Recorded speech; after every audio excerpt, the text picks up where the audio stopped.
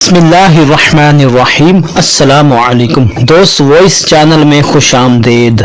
आज हम इस वीडियो में बयान करेंगे कि ख्वाब में कंवारी लड़की का खुद को हामिला देखना कैसा है।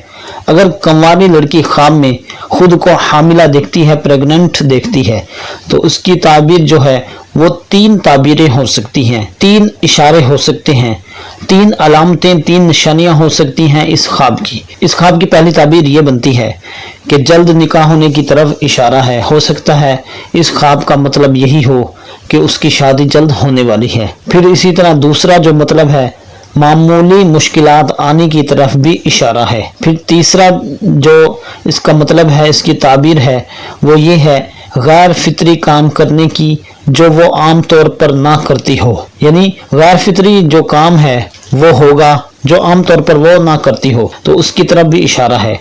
लेकिन इन तीन बातों में जो सबसे ज़्यादा ख़ास और अहम बात है वो पहली है, यानी जल्द निकाह होने की तरफ जो इशारा है वो इस ख्वाब का मतलब यही है कि उसकी जल्द शादी होगी। वीडियो को लाइक कर दें, सदका जारिया समझकर शेयर कर दें।